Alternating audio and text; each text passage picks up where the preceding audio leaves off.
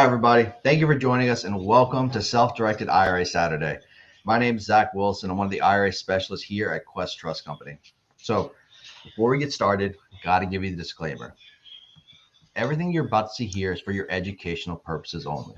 All right. It's important to understand the role that Quest will play when it comes to your retirement investing. Whenever we're here to facilitate just about any type of transaction that you can do, as well as provide as many resources and as much education as we can.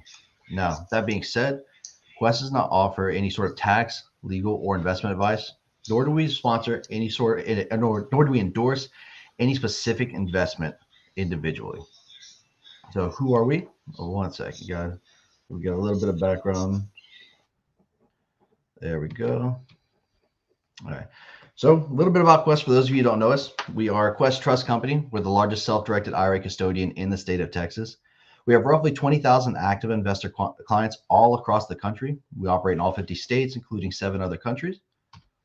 We have over 2.7 billion in assets under administration. We have over 100 employees, 34 of which are certified IRA service professionals. What that means is that when you call Quest, not only are you going to get a Quest employee who's going to answer the phone and be able to answer just about any question you would have, but we also have those certified IRA service professionals to take the deeper dive with you if you want to dive into the bit of the more nuanced topics. Also, as it stands right now, we have over $400 million in undirected cash sitting in our clients' accounts. Now, what that undirected cash represents is opportunity, right? Whether you're a current Quest client who's part of that pool, or you're an investor who needs funds to make your deals happen, this is where your opportunity lies. All right? But before you pursue any type of investment, the first step is always to educate yourself. Guys, please utilize us as a resource. Check out our YouTube channel. Check out our education center on our website. Educate yourself on the types of investments you're looking to pursue. Really do a deep dive and make sure you fully understand all the nuances of these types of investments so that you're never caught off guard and you know how to handle all of the obstacles that are presented to you when making your investment. Now, once you feel comfortable, you've gathered up that knowledge, you feel good about the investment that you want to pursue, well, the investment's not just going to make itself happen, right? So this is where your networking is going to come into play, right? Take advantage of the networking opportunities that we have. Keep coming to the classes like you are right now, the self-directed IRA Saturdays and the self-directed IRA Tuesdays at noon every single week. Also, take advantage of our pure networking opportunities like the virtual happy hour that's going to happen on the 4th Wednesday of every month. That one is purely dedicated to networking. Everyone who joins, you get a second to introduce yourself, say where you're from, what deals you're looking for. Even if you're just new wanting to learn, say that. There's tons of people in there who are happy to share the information and knowledge that they have with the newer investors who are joining us. We've seen that happen before. But by far, our most common social is going to be the SDIRA social on the first, second, and third Tuesday of every month in Houston, Austin, and Dallas, respectively. Now, how this works, it's in person. You can view it online, but we always prefer you come in person. You get to network for about 30 minutes starting at 6:30. And then after that, we're going to have a speaker come out and present for 45 minutes to an hour over any given topic. From there, we allow for more networking, and we've even brought back deal pitching. So if you have a deal that you're ready and you need funds, or if you have funds that you don't have a deal for, but you're looking to lend, then come out here, get in front of everybody, and let us know that you're looking to make a deal happen. And I promise you, it'll happen quicker than you think. And excited, coming up is going to be our QuestCon. So this is going to be December 9th and 10th. And what we're going to do is we're going to take both a look backwards at 2022, what the market did, how people navigated their market to be successful, and the obstacles that they overcame and the strategies they used to overcome those obstacles. We're also going to take a look forward. We're going to be projecting into 2023 to take a look at the forecasting of what we feel the real estate market's going to be doing, what strategies we're going to be implementing going forward, and how we're going to be hedging our funds to protect us against inflation. So come out, guys. Come check out the QuestCon. We're going to have different speakers than we had at the Quest Expo. So it's going to be a fresh new take. I'm really excited about this. If you're interested in getting tickets and you attended QuestCon or Quest Expo, reach out to us. Let an IRA specialist know. We can give you a discount on those QuestCon tickets. But if you have any other questions at all, feel free again. Reach out to me, reach out to any other IRA specialist. We'll be happy to help you. So today, I think we're going over a topic that is very crucial when it comes to investing. And as a matter of fact, I think it's the most important topic there is. All right, what we're going to be focusing on is due diligence. This is the step that a lot of people skip. All right. And even though we preach it all the time, we always tell people, you get excited when you decide you want to start investing. You learn about the type of investment you're looking for, and you hear all kinds of people saying how good it is, how great, the kind of returns you can get on this investment. And so a lot of people, they'll make the mistake of getting excited and just taking a head first dive deep into that investment. And then something goes wrong. All right. When something goes wrong, this is where your due diligence is going to come into play. If you've done proper due diligence, you've already calculated for things going wrong, you know how to handle it, and you know what adjustments to make. So Jeff Watson, he was going to come out here, but he got caught up in travel. He had to change his flight plan. So we got a video recorded this morning, and then he's going to try and join us towards the end to answer any questions. But for now, we're going to start that recording up. So guys, utilize the chat box, ask any questions that you might have. I'm going to be here the entire time answering all of your questions. But until then, enjoy the video. Hey folks, hey friends, it's Jeff Watson, and thank you for joining me on this beautiful Saturday in October. There are a lot of good college football games coming up this weekend. I'm not going to make any picks or predictions. Instead, I'm going to talk about something that's going to put money in your pocket, or better, keep the money that's in your IRA account there. Because when we're lending out of our self-directed IRAs, we have to make sure that we use extreme good due diligence. And folks, I'm going to come at you from a perspective that I have picked up and I share with one of my best favorite clients. And that is, he's a private money lender up in Wisconsin. And he says, the better I teach people to be a lender, I also teach them to be better borrowers. And so what I'm going to share with you works on both sides of the coin, whether you're on the borrowing side or whether you're on the lending side. Because the better you become at either borrowing or lending, you're going to inversely and correspondingly become better with the other practice. And so I get to do this from the perspective of working with individuals who are both borrowing with self-directed accounts as well as lending from self-directed accounts. So I get to see it from both sides. So I guess I'm kind of like the guy standing on the edge of the coin, and I get to see both sides. So it's a pretty cool thing. But let's get rolling on this now. All right. So my name's Jeff Watson, and I have to always begin by a couple of important things. First of all, folks, I could read this aloud, and I'm going to, but I want to just say this. This is education that I'm giving you, okay? This presentation is designed to provide accurate and authoritative information with regard to the subject matter covered. This is education, not legal advice. It is provided with the understanding that the presenter is not currently engaged in rendering legal, accounting, or other professional advice. If legal or other professional assistance is required, the services of a competent professional must be acquired. All right. And finally, this presentation is the intellectual property of the Jeffrey S. Watson Law Firm, Nerd in Charge LLC, and Quest Trust Company. You may not use any of the images, graphics, or animations. This information is for educational purposes for Quest Trust events only, and all other rights are reserved. And anything that you want to do with this, aside from it being used for Quest Trust, requires the express written consent of both Quest Trust, Jeff Watson Law Firm, and Nerd in Charge LLC. All right, a little bit about who I am. I've been practicing law now in the state of Ohio for 31 years. That seems like a little bit of time, and it is. I'm privileged to be general counsel to RealFlow LLC. It is an Ohio multiple member LLC that is the largest data provider and CRM in the residential real estate space. I'm also privileged to do legal work for the National Real Estate Investors Association, 40,000 members across 45 states. I also get to work with Note School out of Dallas, Texas, National Wealth Builders out of Dayton, Ohio, and I too have been a real estate investor for over 28 years, always as a part-time investor, because I'm a full-time attorney actively representing self-directed IRA clients. A little bit more about why maybe you should listen to me. Well, first of all, I've been honored by Quincy Long to serve as a board member of Quest Trust Company. That is a huge honor. I have changed national housing policy now 3 times. 3 times we've been able to impact national housing policy. I've changed the law in the state of Ohio 5 times, 4 times through litigation, up to either to the Ohio Supreme Court or the Ohio Court of Claims. A couple of them we just had to go to the courts of appeals. 1 time through legislation, where we made the laws a little more favorable for landlords in a landlord-tenant situation. And then we've also been popularized over revolutionizing short sale transactions in 2008, which brought me to national attention, which caused Freddie Mac and Fannie Mae to issue underwriting bulletins, the MLS to change its rules, and for a number of state realtor associations to adopt to my methodologies. And oh, by the way, currently pending in Congress is a bill I helped co-write called HR 5013. It is the Affordable Homeownership Access Act, which would amend portions of Dodd-Frank, SAFE Act, and TILA, Truth in Lending Act.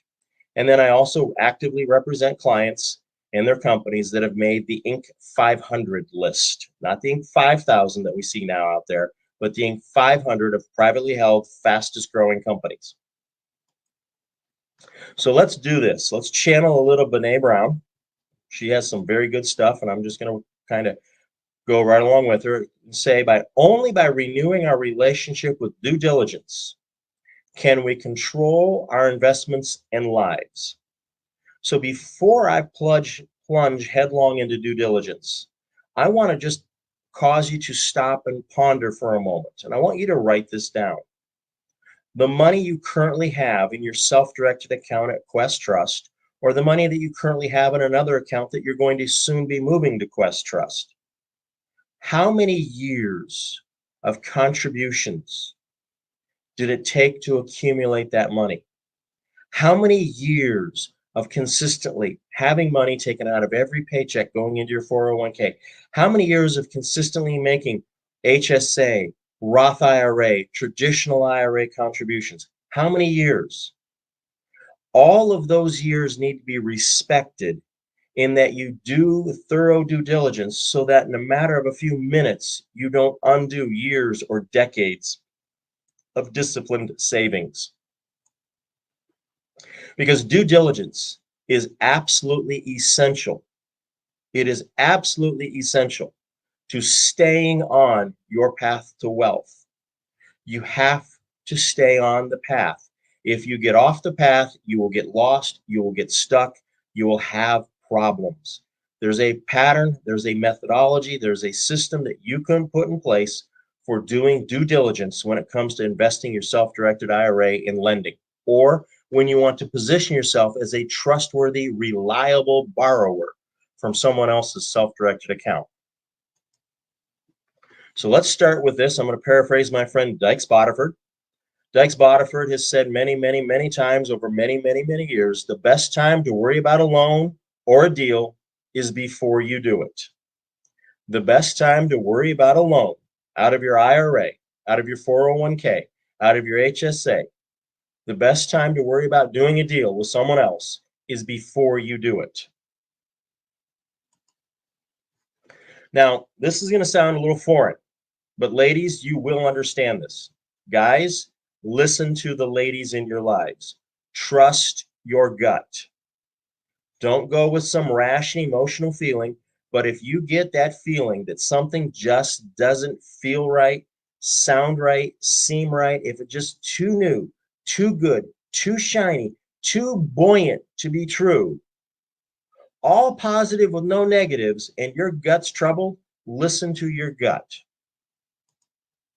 Now, I like to refer to what I call Proverbs 22:7 as my money, my rules, because it teaches in the book of Proverbs, written by Solomon, the wisest man that ever lived, that the borrower is servant to the lender. That means that the lender makes the rules. And we'll talk more about this as we go forward. But I think that's an important principle. Principle 22:7, my money, my rules. My IRA, my rules. My 401k, my rules. My HSA, my rules. You see, folks, all too often, I get things that come across my desk. People call me up, people email me, people hire me to consult with them after something has gone wrong. And I can see that they have spent hours in frustration, with guilt, shame, embarrassment over not knowing what to do about it. And I've got news for you. We all make bad deals. I have made bad deals with my self-directed IRA. I'll be the first one to stand up and raise my hand and say, I've made large bad deals with my IRA. I know it. I've got the scars to prove it, and I've got the wisdom that comes from it. All right. So when something goes wrong, it shouldn't be this where you're sitting frustrated with your head in your hands. Instead, you should design your deals to where it should be this. The bigger the problem, the bigger the payday. The bigger the problem, the bigger the payday. Because the least profitable way to lend money out of your IRA, the least profitable way to lend money out of your self-directed Quest Trust account is when the borrower pays exactly as agreed. That should be the least profitable way. So that when they don't pay as agreed, when they're late, when they need to get extensions, you should make even more money. When you're worried about them having a hard time selling the property, it shouldn't cause you worry. It should cause them because your LTV is good. You didn't let them over leverage with your money. Now, let's get into this. Here are 4 key questions when it comes to due diligence. Can I explain the deal in 2 simple sentences? Can I explain the deal in 2 simple sentences? Let me give you a simple example. I want to buy and fix up a house, and my friend Juan is going to lend me money out of his IRA to do it. Does that make sense? Yes, it does. Good. So then we can go on to the next one. Is the idea or deal commercially viable? Well, that's a fact-dependent situation. What is my track record for fixing up houses? What is my track record for finding good deals? What is my track record for managing contractors? What is my track record for getting permits pulled? What is my track record for getting things done on time? What is my track record for buying materials correctly? Those are all things that matter. You know, and if someone says, well, I'm not borrowing money to fix and flip a house, I'm borrowing money to start a business. Great. What's your business track record? Oh, you're borrowing money to go invest in a commercial real estate portfolio? Okay, great. How much commercial real estate have you managed in the past? How much have you bought in the past? How much have you done with your own money? Oh, none? Well, I'm not sure I want to be your guinea pig. Okay? Relationship. Am I comfortable with the borrower-lender relationship? This is the time during the initial interview application process.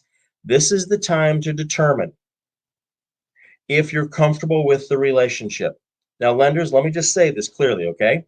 When the borrower is seeking to borrow money, they're probably going to be hyper responsive to you. But 29 seconds after the loan closes and the deal's been funded, they may not get back to you for a week because now they got your money. And if you feel like that's a relationship you can live with, okay, fine. But if that's something that you don't like, then you need to be clear about that. You need to make sure that the borrower understands that you've stuck a call provision in your note and mortgage that says, hey, should the borrower fail to timely respond to requests for information from the lender has the right to call the loan. Okay? Now, the last thing is there a clear explanation of how much is needed and how it will be used? So recently I borrowed some money to buy and fix up a condominium in St. Pete Beach, Florida. Now, before I even went to a couple of potential lenders, I made sure I knew exactly what it was going to cost for me to purchase it in closing costs, and I made sure that I knew how much it was going to cost me in renovation and repairs. And then I added a healthy margin to it because I firmly believe that you will always run into a surprise that's going to cost you money. Now, have I run into a surprise? Yes. I ran into a surprise called delay caused by a hurricane. Now, do you know how much sleep I lost over it? None. Do you know why? Because I knew and my lender knew that we had planned for these kind of things. So those are the things you're looking for. Is there a clear explanation of how much is needed and how it will be used? And that includes, is there a reserve fund? Is there a uh-oh fund? Is there, to quote the dog from the cartoons, Astro from the Jetsons, is there a rut-row fund? Okay. All right. So due diligence, we want to do an investor analysis. How, most of you know how to analyze a deal. Most of you can figure out if a property is going to cash flow or not. Most of you can figure out if a property is in a good neighborhood.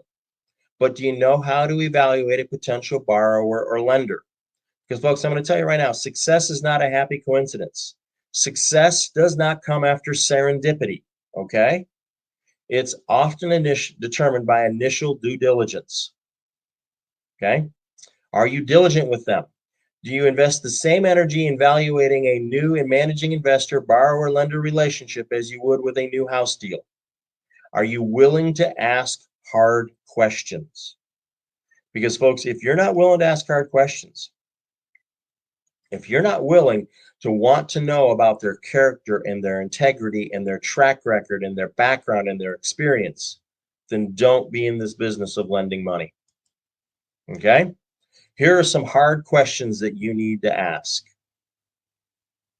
What would I find if I ran a credit, business, and criminal background check? Hey, I understand nobody's perfect. What is a complaint that you've previously received in your business? Hey, do you have at least 2 years of business tax returns available for me to see before I go ahead and lend you money in your rehabbing business?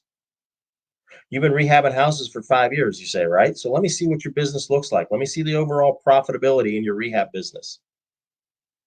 When can I see a copy of the contract that you have to buy this house or buy this building or buy this property?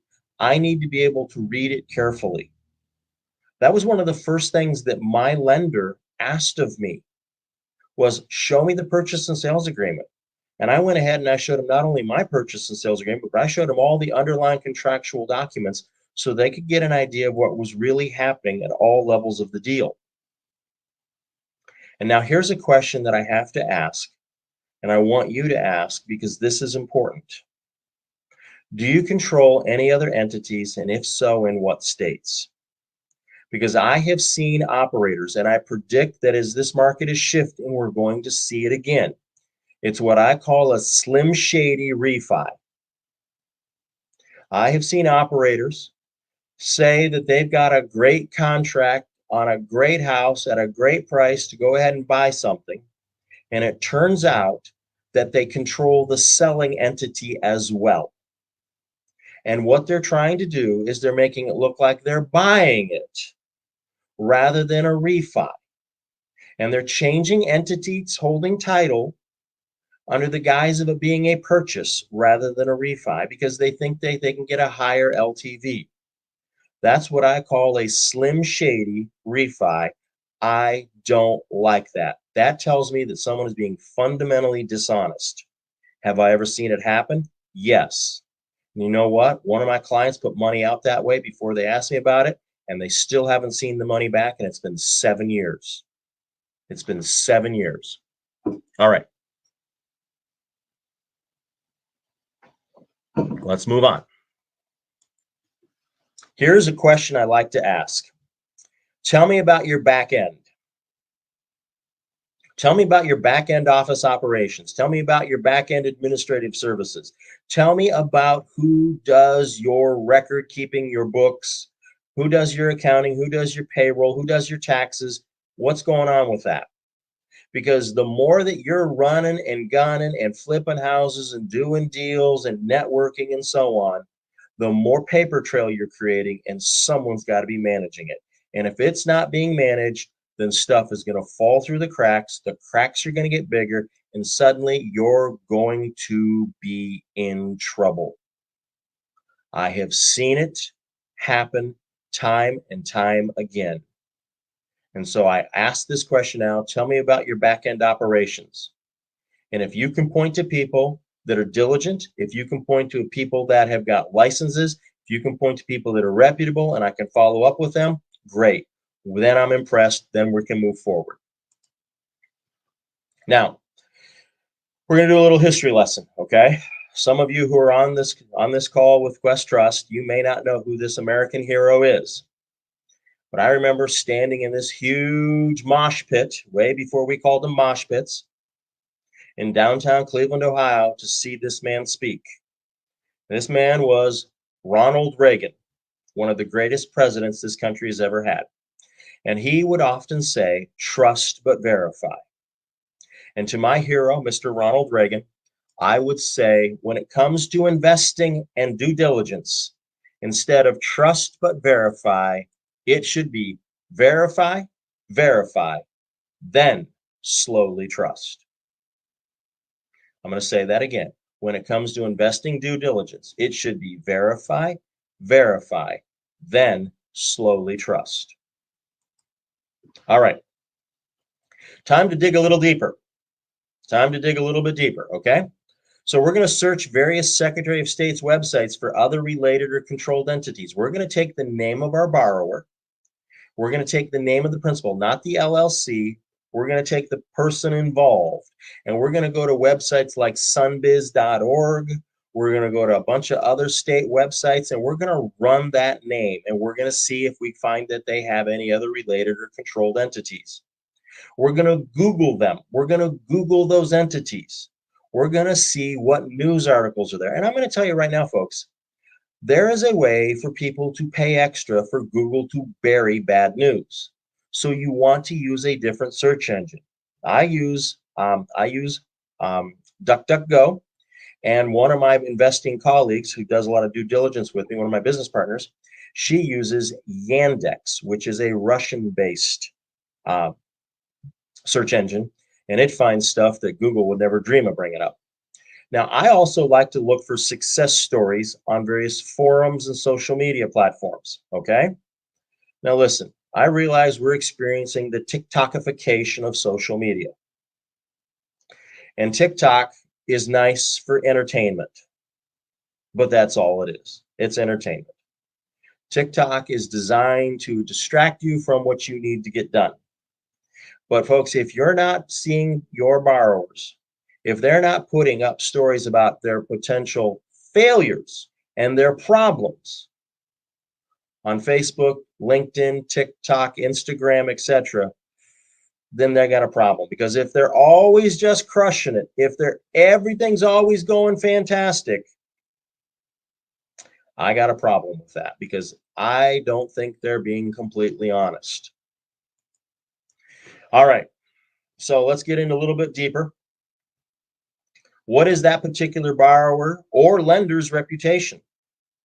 You don't want to deal with a lender that's one of these people that is a lend-to-own operation, where they structure the terms of the deal where they can stick it to you. And you don't want to deal with someone who has a reputation of changing their terms sheet a day or two before closing. I think that's a sign of terrible integrity. You want to know, are you dealing with someone who's a full-time investor, or are they just marketing a deal? How many deals have they actually completed? Where did they receive their investment education? If someone comes up to me and says, Jeff, I've been flipping houses for 3 years, and I have studied the stuff taught by JD and Paul Lesage, I'm going to pay attention to them. Why? Because I think JD and Paul know more about fixing and flipping houses than anybody else in America. Okay? Now, are there a bunch of other good people? Absolutely. But those are two guys that I happen to know. I've seen their work now for a dozen years. They were smart at fixing and flipping 12 years ago, and they've only gotten better. One of the other things I want to know is, who is your overseeing legal counsel? Another question I always ask is, how long have you been with your current accountant? Remember this. This is a gold nugget, folks. Write this one down. How long have you been with your current accountant? If you've been hopping accountants every 5 years or less, there's a problem. I had the same tax preparer for 25 years. I've had the same accountant for 12 years. My tax preparer is no longer with us. He's passed on to his eternal reward. I'll see him in heaven. So that's the only reason he's no longer doing my tax returns. Okay? But if you find somebody that's changing accountants every couple of years, that's a problem. That's a real problem. That means they're doing stuff accountants don't like. They're not getting stuff in. That means they're also probably slowly creeping up or quickly creeping up the IRS interest list, and they're going to get audited pretty soon. Okay? All right. Get references. Just don't take their word for it. Get it in writing. I like to go talk to references. What is the longest funding partner you've been able to verify? How many people have relent you money after you've done one deal with them? I've got one guy I love doing deals with. At the moment he pays me off, I try and put the money back to work with him. Why? Because he performs, it happens on time, and everything goes according to plan. Now, I also want to talk with people who've had good and bad experiences. Okay. And are anybody willing to provide documentation? Can you show me proof of when you funded, when you got paid back, and how much you got paid back versus how much you funded? Because I really want to know, did you really make that 12% that you thought you made? Okay. Some more stuff on reputations. Yes, we dig down into this stuff. We dig into this stuff, okay? How well do you know their references? Do they have an online preference? Have you only met them at one or two conferences, or do you consistently see them at Quest events? How are their other deal partners? Do most of the people that they hang out with have a shady reputation? Well, birds of a feather flock together. Okay, most of the people they hang out with have a great reputation. That's a good sign. When you did research on them, did you use Pacer? Did you hire someone to do a TLO search on them? Have you checked to see if they've ever had a bankruptcy, a foreclosure? What research did you do on them? Are they involved in any current or pending litigation? How are they involved in their local RIA? Now, that's sometimes a good thing and sometimes a bad thing. Depends upon the quality of your local RIA, so investigate the local RIA. Because birds of a feather flock together. There's some amazing RIAs out there. I represent National RIA. Okay, there's some amazing operations out there. There's also some that leave a little bit to be desired. Okay, what are the experiences of local real estate agents? Do they consistently work with the same agent, or are they always burning through brand new agents? Okay, if they consistently work with the same agent, that's great. If they're always burning through a brand new agent from a different brokerage, that's a bad sign. All right, so we've entered this. Now we're going to enter the second phase of our due diligence conversation. We're going to talk about due diligence on collateral. So collateral, also we've now moved from people, we've now moved to property. Okay, we're going to talk about collateral. Collateral is the legal word for the real estate that secures or protects the loan. Get a description of the collateral, all of the collateral, not just, oh, it's a really nice 3-2 in a great subdivision with 1,400 square feet. No, I don't care about that. I want to know the legal description. Yes, I want to know the location of the collateral as well, geographic. Then I want to know the transactional history of the collateral. Has this house been flipped and changed hands many times in the last few years? If so, whoa. If not, good. I remember I had one client, she wanted to make a loan out of her Quest Trust account.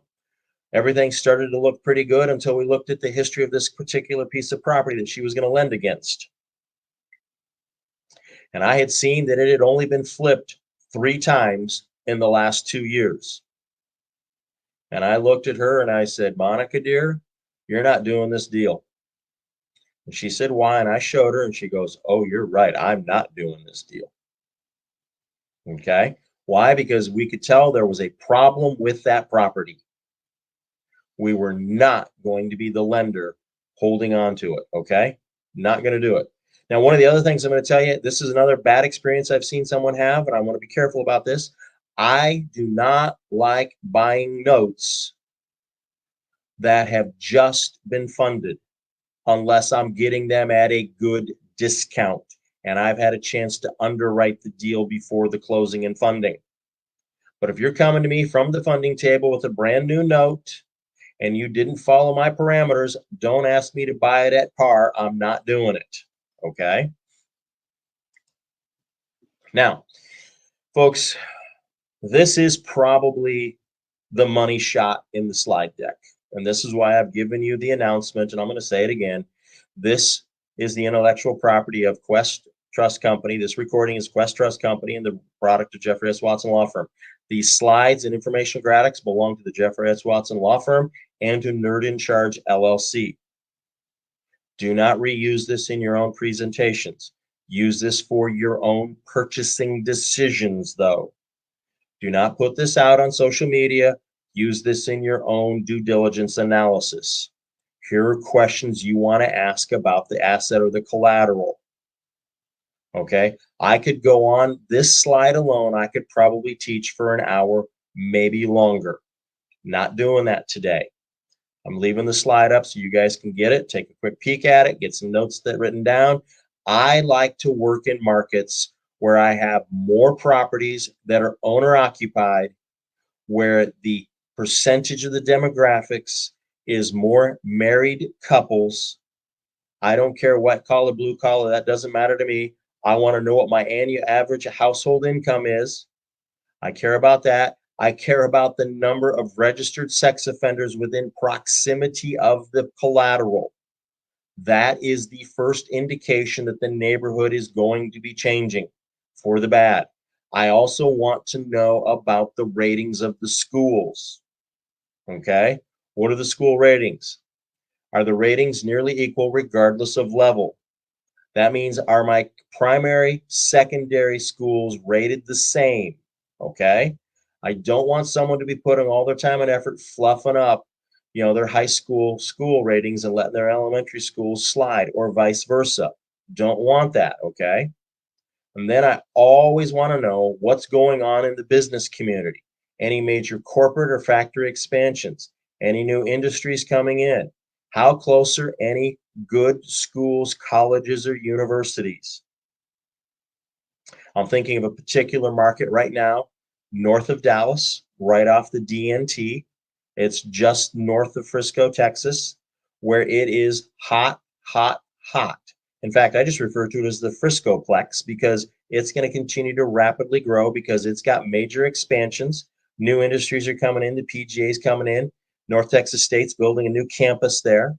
The income keeps going up. It's predominantly owner occupied. There's not a crime problem. The schools have got some good ratings. Yeah, those are the areas that I like to look at. Okay.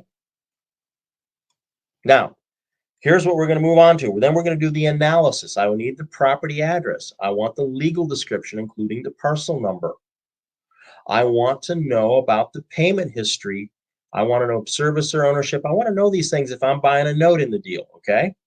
Property interior and exterior, property condition. I don't want to know just about the collateral. I want to know about the rest of the neighborhood. I want to see side-by-side street views. I want to see across the street. I want to see down the street. I don't want to see it off of Google because it could be a couple of years old. I want my potential borrower to be there, boots on the ground, show me current video, show me current pictures going into and coming out of the house and what the neighborhood looks like. All right. Now, when I went to go borrow money on this condo, I sent my lender a 3-minute long video of me pulling into the condominium complex, walking up a flight of stairs, unlocking the door, and walking through the condo. Why? Because that way they could see everything. They could see the condition of the air conditioning unit. They could see the condition of the panel box. They could see what needed to be repaired and what didn't need to be repaired. That way they saw live commentary from me with a date stamp on the video. That's what we like to work with, okay?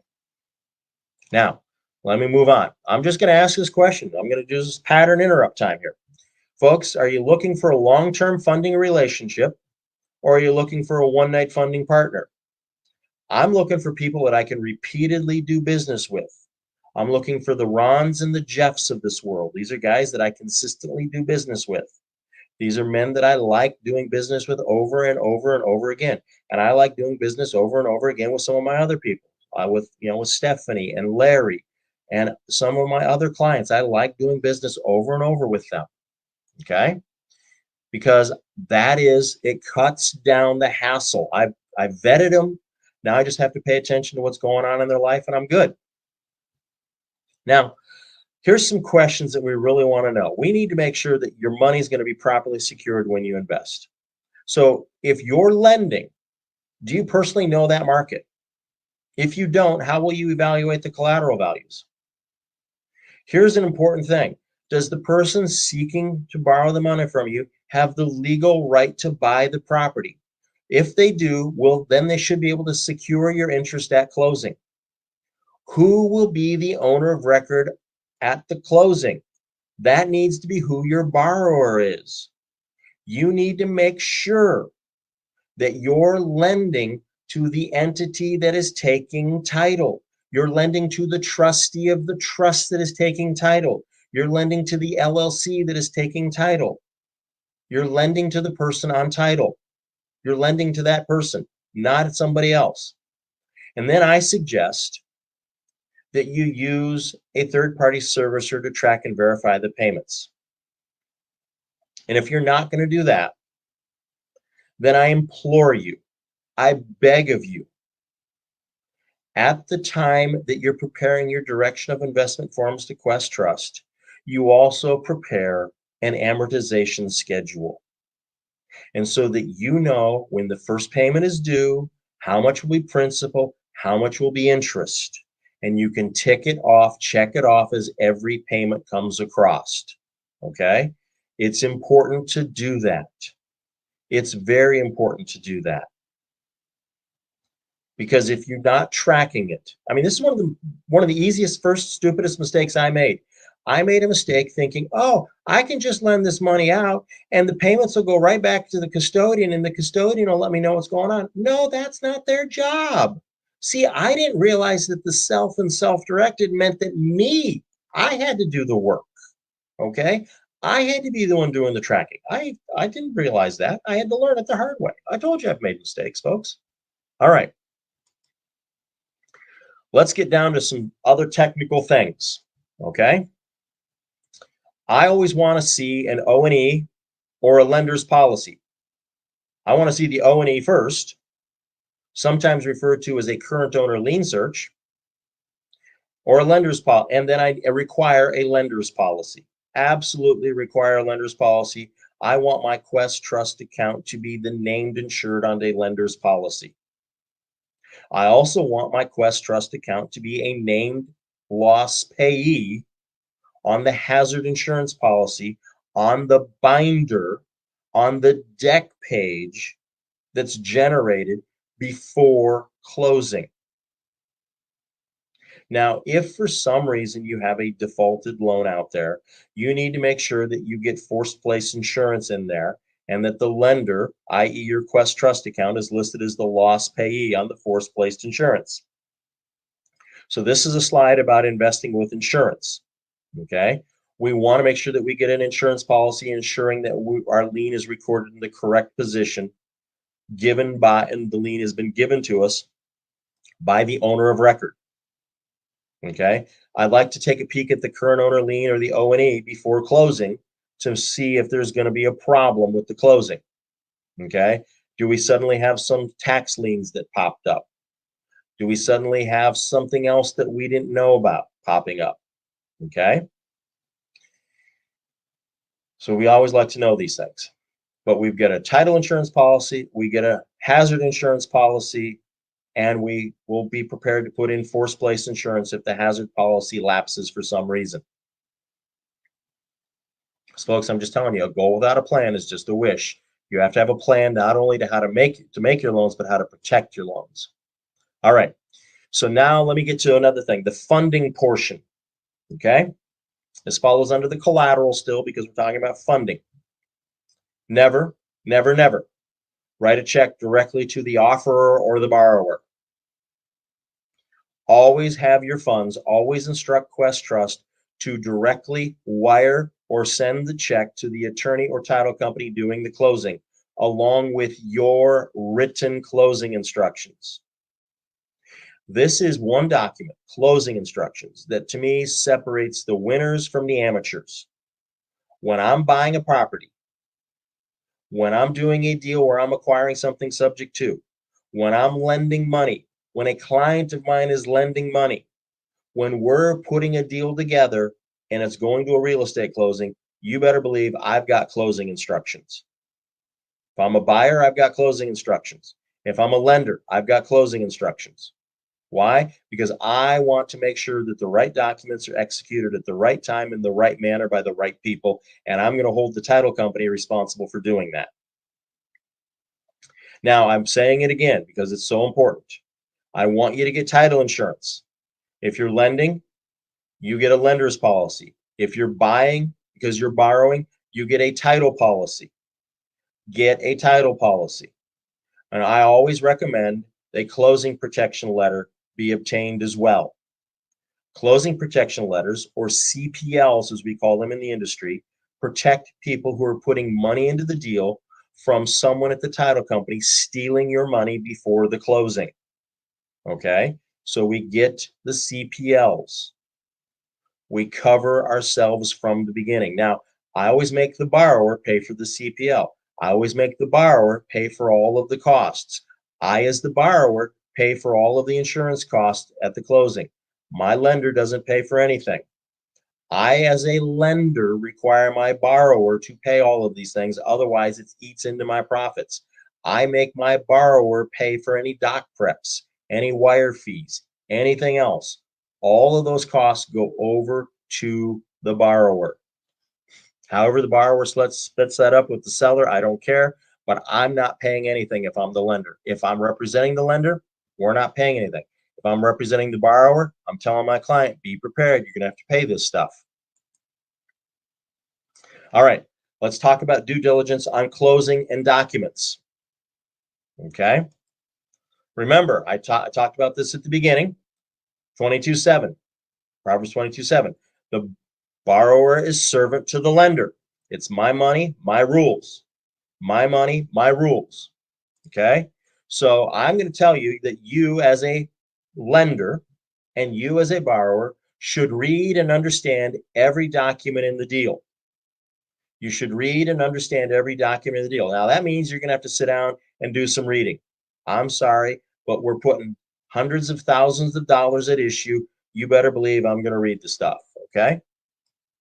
Now, if you don't want to read it, then hire someone who does, who knows what they're doing, and that they will be able to do it for you and tell you what's important in there. All right.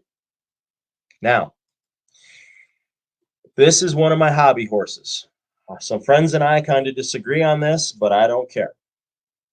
Do not let the borrower control the paperwork.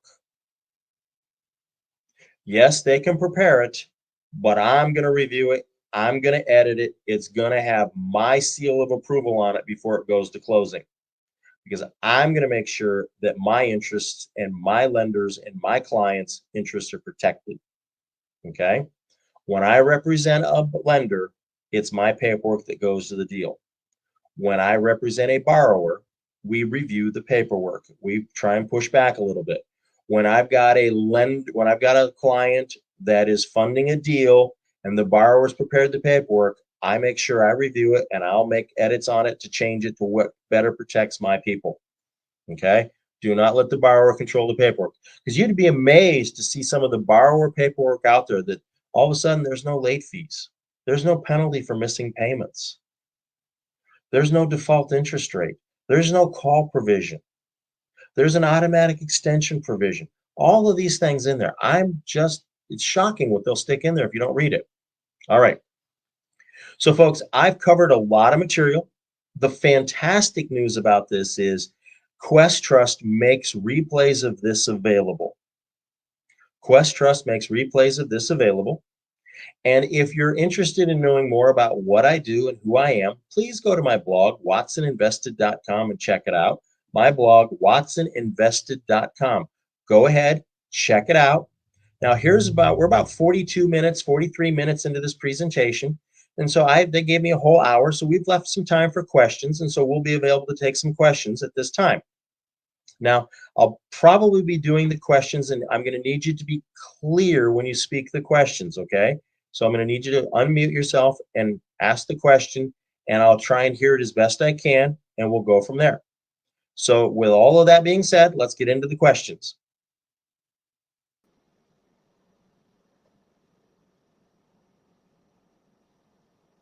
All right, looking forward to some questions. Zach, I can't hear you. Oh, sorry about that. There we go. There we go. All right. So right now it looks like they're discussing. So for a short-term fix and flip, uh, they're looking for just what do you use? What documents do you use to secure your note? On a short-term fix and flip, I'm going to secure my note, first of all, with a personal guarantee by the carbon-based life form that's borrowing. I'm then going to get a mortgage or a deed of trust, depending on what state we're in.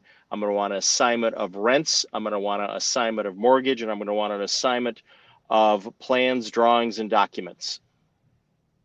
Perfect. All right, let's see here. All right, guys, keep the questions coming. Go ahead and send them in here. Let's see. We can do about 10 minutes of questions, and then I got to beat feet to the airport.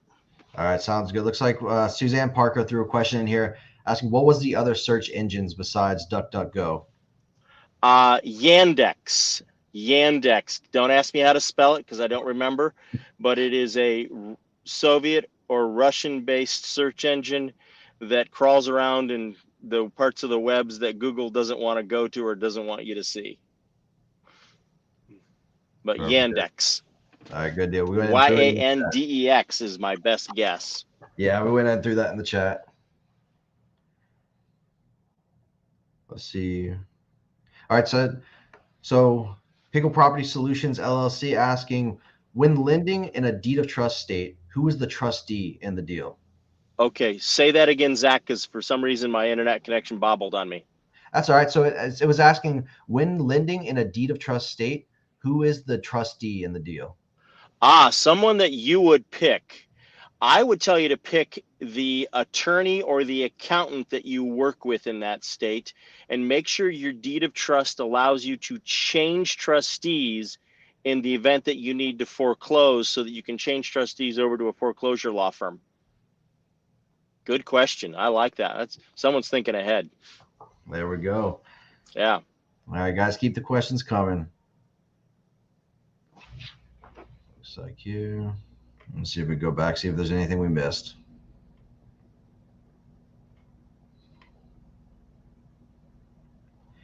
So Jeff, I don't know if you want to touch on. Oh, we got one that just came through. So you mentioned, let's see, you mentioned in the reputation section that he said a pacer. Let's see here. Pacer, Pacer. Yeah. Once again, I'll say it again, Pacer, all caps. It is a U.S. government website that once you register for it, you can access a lot of government databases, all the federal courts, bankruptcy courts, and a lot of other civil filings. Got it. And then the TLO search? You're going to have to find someone that has jumped through all the hoops, that has TLO access through TransUnion or Experian. We had to jump through a dozen different hoops in order to get that access, and it's not cheap, but believe me, we find stuff that my clients are happy I dig up. Perfect. So we have Do Holdings asking on a short-term lending to a wholesaler, not to the end buyer or owner. What is the collateral documentation that could be used? So if you're lending to a wholesaler, I assume you're lending because they're going to be doing a to B, B to C, back-to-back closing. We're still going to get a note and we're still going to ask for a mortgage or deed of trust. And then I'm going to be very specific in my closing letter, my closing instructions to the title company, and I'm not going to let them release my money. In fact, I may not even wire it in. I may not tell Quest to wire it in until I know that the end buyer's money is already there in escrow with that same title company. so that I know that there's a clear to close on the B2C where the wholesaler is selling. So then I'll go ahead and fund the wholesaler's purchase. Awesome. Awesome. Thank you. So one more question. What is your golden nuggets on the top 3 things on due diligence? Oh, come on, folks. I covered it, that and more. My top 3 things are character counts. I care more about the character of a borrower than pretty much anything else. The collateral matters, because I don't care how good the collateral is. I don't care how pristine my paperwork is. If I'm lending to someone with bad character, it's going to be a bad deal. So character counts more than anything else. I'm going to look to see how they treat their other properties and their other partners or their other people they deal with. That's going to be that's my biggest, and it's a very interwoven top 3 gold nuggets. Awesome.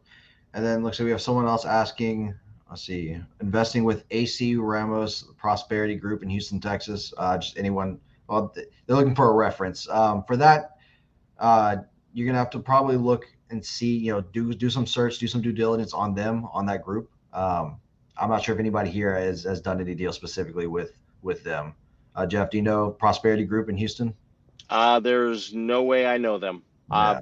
There's tens of thousands of investors across this country, and I just know a few of them. So I would tell you, go back through, watch the replay of this, and I give you a step by step of what to do so that you can do your own due diligence rather than relying on somebody else. Because remember, it's your money that you're lending, not somebody else's. All right, guys, if you got any more questions, throw them in the chat before we got to hop off.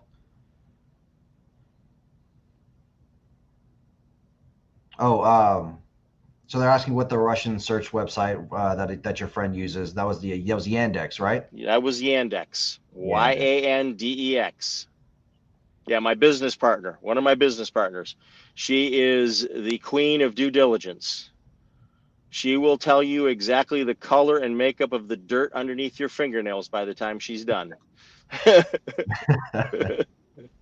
Can never be too thorough, right? Oh, and well, she's the one that came up with the slide of verify, then slowly trust. Yeah. Oh, yeah? Oh, yeah. All right, guys. All right, Jeff, it looks like that may be it, guys. If you got any questions, throw them in last minute. Someone's asking if you'd be willing to share your partner's email. No, sorry. You can reach her through my office. She's adamant about that. I mean, she has looked big name investors straight in the eye when they've asked, and they go, "No, you get me through Jeff." Yep. Yep, perfect. So Pickle Property Solutions has one more question asking, what about buying partials early in the life of the loan? What about them? Do the same due diligence. I have no issue on it, but I'm going to underwrite my borrower. I'm going to underwrite my collateral, and I'm going to also underwrite or do some due diligence on the person selling the partial. Because if that partial, I'm really going to care about how long it's been in force, how long since the note was originated, how many payments have been made, and who's been servicing. Buying a partial on a self-service note, my red flags start waving big time until I can see independent third-party data showing that those payments were actually made, not just somebody's Excel spreadsheet. Awesome. Thank you so much. My wife bias says, thank you for great info as always. What are you ordering for Chick-fil-A today? Oh, who asked that question? This is my wife buys. Oh, yeah, I know who he is. Yeah, tell my buddy Adrian. Probably at the airport, I'm just gonna get an unsweet iced tea because I got dinner plans in Atlanta tonight. So yeah, but I'll probably just get an unsweet iced tea today. Yeah. Perfect. All right, Jeff, you want to give your email just a way to reach out to you one more time. So right there on my blog at jeffwatson.com. I'm sorry. Watson Invested. WatsonInvested.com. WatsonInvested.com. There is a contact me link there is a way to sign up for my email newsletter. And then, you sign up for that, you get my email newsletters. You can reply back that way. You can schedule a consult you can try and schedule a consult by filling out the form there. So that's the best way to get a hold of us. All right. Perfect.